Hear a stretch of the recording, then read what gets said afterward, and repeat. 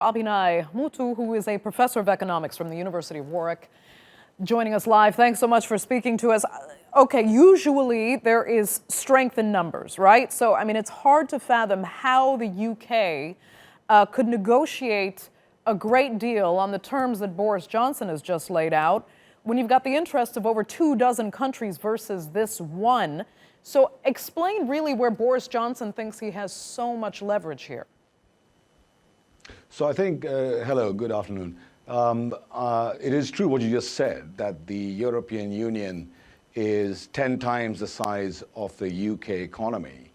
And the negotiation is therefore, in that sense, with unequal partners. Size matters here.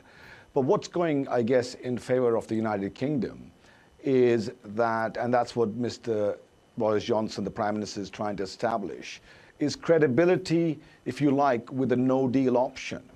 So by starting to talk up possible agreements with the United States, with the Commonwealth, other countries across the world, he's basically trying to establish credibility vis-a-vis the negotiations with the EU that we're going to be doing other stuff as well. And therefore he's trying to, the Prime Minister here, is bargain, negotiate strategically.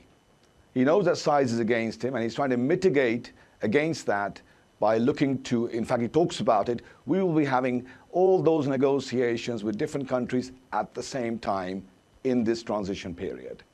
Okay, so what do you think are his real chances of success here? So I think that, although I heard Simon saying it is going to be a tough next 6 months or so, and they are right now, it's sort of, it's like pre-negotiation stage whereby you're trying to establish your red lines or soft red lines before you go into those rooms and start negotiating specifics. Of course, as Simon pointed out, there is, we're part of a member of the EU, there's a template, Canada style and all that. So it is possible that in the end, both parties will compromise, move closer towards each other and reach a deal. It could be a Canada Plus, where there's agreement also on services.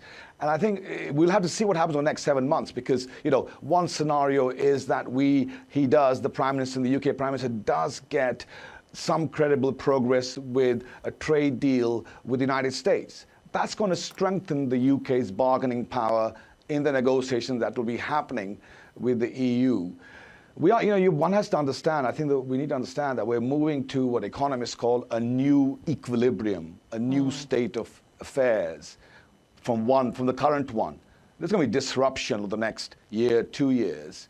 And Johnson is trying to portray how the United Kingdom, what this new equilibrium from the UK's point of view, the new state of affairs from the UK's point of view will look like. And he is, and maybe rightly so, painting that we can have a great system, including across the world, in the next few years. So that's something that I think, that's my interpretation. Right.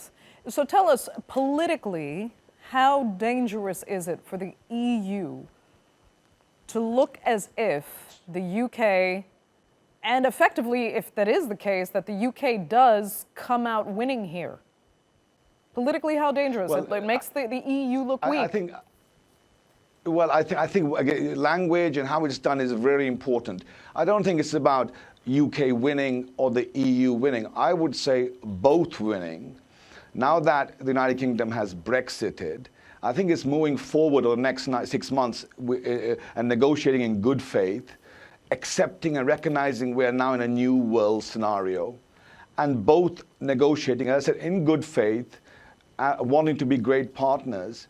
And I think the conduct of the negotiations will determine whether what you're saying is correct, whether internally and how the world sees the EU and the UK. It remains to be seen. Of course, the EU is going to be worried about the unity of the 27 countries. Will other countries want to do something similar? Exactly.